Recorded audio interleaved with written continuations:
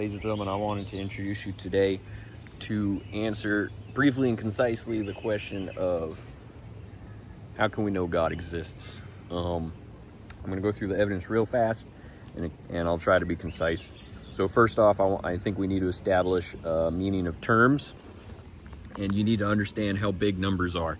A lot of people don't understand or grasp the sheer size of what is a zero, adding a zero at the end of a number actually does. So this is important. There's a man I want to give credit to, Matt Parker. He wrote a book called Humble Pie, and he did, in my opinion, the best job of conveying to our minds how big numbers can actually get. So what he established was if you have 1 million seconds, then that equates to about 11 days, roughly. Now, in order for you to grasp how much bigger it is to go from 1 million to 1 billion, 1 million is 11 days. 1 billion seconds is 31.7 years. Okay?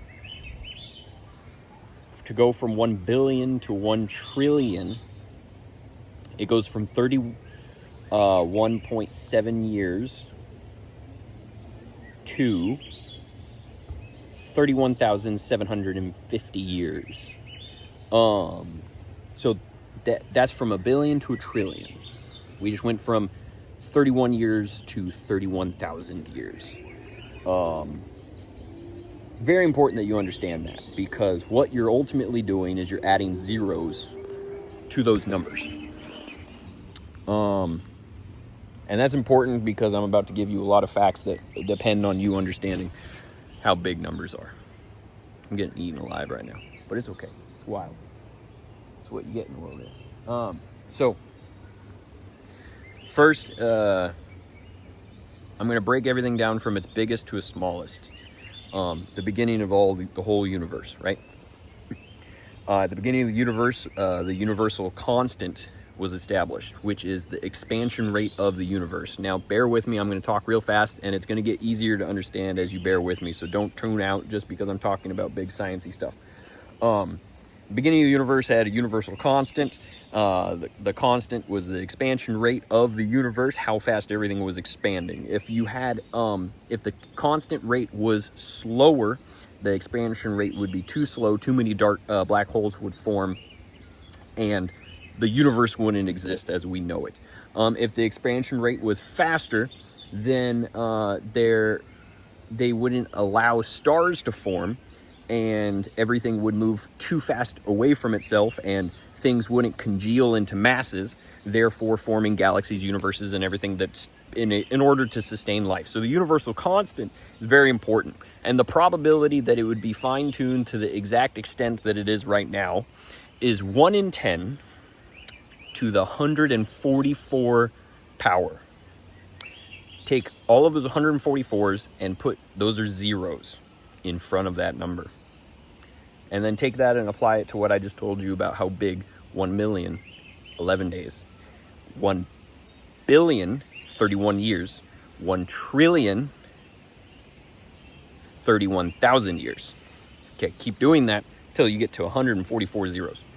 And then I also want you to remember from my last video that I talked about how in science you have the probability that something will not happen because the age of the universe is 1 in 10 to the power of, not 1 in 10.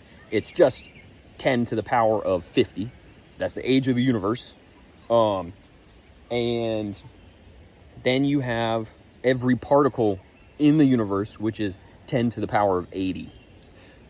This probability is 1 in 10 to the power of 144. So, pretty amazing that the fine-tuning of that one fact. Okay. Now that we've established that fact, I'm going to start getting smaller. So we started with the Big Bang, the origination of everything, and the expansion rate of the universe. The Big Bang went poof, and then as the universe started to expand, that fine-tuning expansion rate, impossible. Then all of everything started to come into formation, and we started to get the exact rate of formations of helium gases and of oxygen and of all of our heavy metals. And from based to what we understand about our sun is a third generation sun. Now, before I get into why that's important, when our universe was formed, we were put exactly in the perfect spot of our galaxy, was put exactly where it needs to be in the universe to avoid all the radiation that would kill us. The exact lifespan of our universe is in a perfect Goldilocks pocket that avoids everything that could possibly kill us. Cool. That's a matter of chance. We have expansion rate. Chance is 144. Zeros. The expansion rate will be the way it is. Excellent. Let's get a little bit smaller. We're talking about where our galaxy is in the universe. It's in a perfect Goldilocks pocket, avoiding all of the radiation that could possibly kill us. Cool. Chance. Okay. Let's keep talking about chances. Then we get into our planet in our solar system. And let's talk about our star. Our star is a third generation star, which is actually the soonest that you can have the formation of our planet is a third generation star, because the first generation star is unstable. The second generation star is too small. Third generation star is the only star that you can have that actually can form life in a galaxy. So our planet actually formed first as soon as it possibly could. We could not have our planet sooner than it is. So it formed exactly when it needed to. Then we talk about the position of the planets in our solar system. We have Jupiter and Saturn, perfectly positioned to stop all other things from killing us. They act as our bodyguards in our solar system, blocking all meteors, asteroids, everything else that I'm getting eaten alive.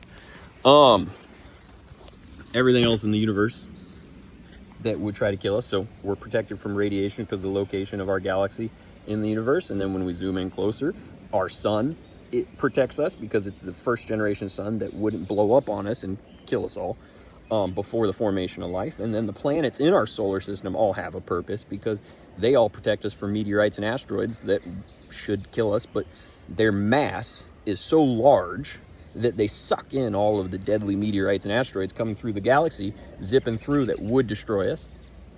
And then you get into our planet and our moon. Now, our moon is the perfect moon because when we look at other planets with moons, the moons actually prevent life. They're either too big, too small, too many. They pull the water too much, and water is one of the most destructive forces in the universe, and it pulls water so much that you can't have life. Or it doesn't have a moon at all, or it doesn't have enough pull, and the water sits stagnant, and the salt levels gets to such a high extreme that it doesn't have life. So there's no current. There's nothing to break up the salinity of the planet. If you have too much salt, you can't have life. That's basic disinfectant, So our position of our planet is perfect, as everybody knows, because we all went to school. We all know that a planet is the exact distance from the sun in order to create life.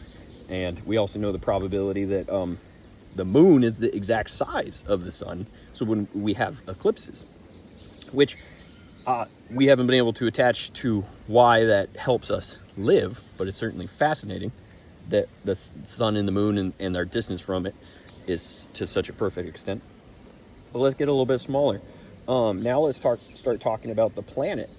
So far, all of this is just chance. The Big Bang, everything was perfect, chance. Zoom in, universe placement, perfect, chance. Nothing can kill us. Sun, perfect, chance.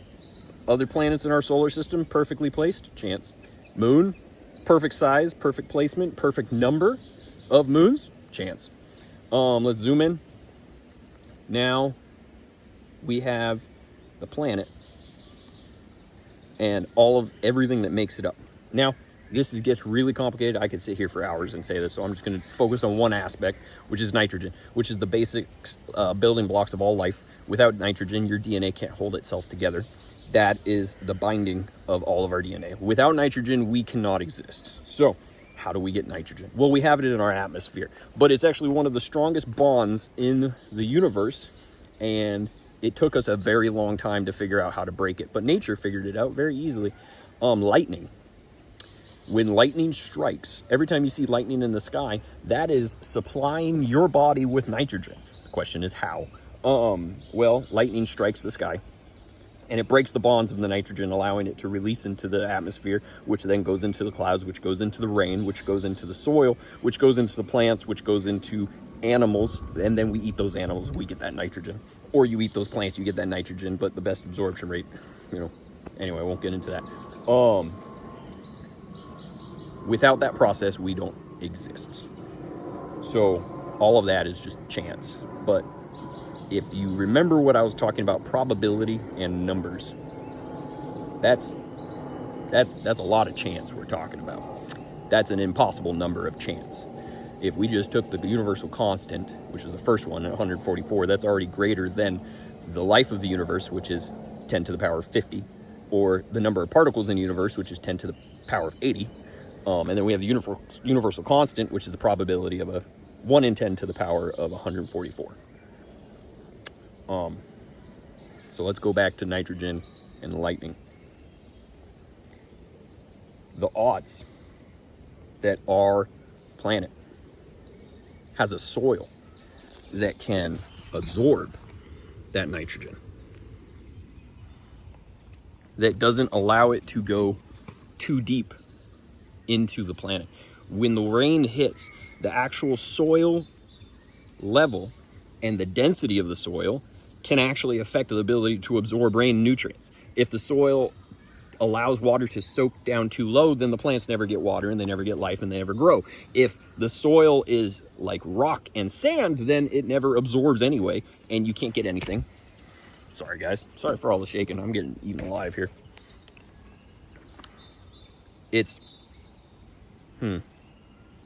I have like 5 ants and 14 mosquito bites. I'm gonna talk faster. Encouragement to talk faster. So literally the entire formation of our planet, all the way down to the ocean, the seas, the lands, the soil, the density of all of it is perfect for life. Chance. A lot of these are chances. To quote R.C. Sproul, chance can't do anything. Chance is not a power. It's a description. Chance has no power. So the amount of times you ever see the word chance in a science book, just remember that that's somebody admitting that we don't know. And we can't explain it without God. So we're going to put the word chance. Now, it sounds a little bit aggressive, but to be honest, that's what I found. Every time somebody uses the word chance, it's just their way of explaining something because they don't want to say God did it. Because it's so impossible. Now, all these numbers are completely being like, they're not in argument. These are just what people agree. And we have to face these numbers. Einstein is famous for saying, God doesn't play dice. Einstein was not necessarily a Christian, but he was faced with the fact that when everything was found to have a beginning, that God has to exist. Science, in all of its enlightenment, has accidentally proved and demanded the existence of God. From everything that we understand, the more we study, the more we find definitively the chance that God doesn't exist is impossible. Ladies and gentlemen, I want you to think about that. I'm in a lot of pain. I'm gonna go. But God bless all y'all. Ladies and gentlemen, I just forgot one thing. I'll put this in another video because this is now officially too long. And I'm getting out of here. Mosquitoes figured out where I am. Next video, we ran out of time.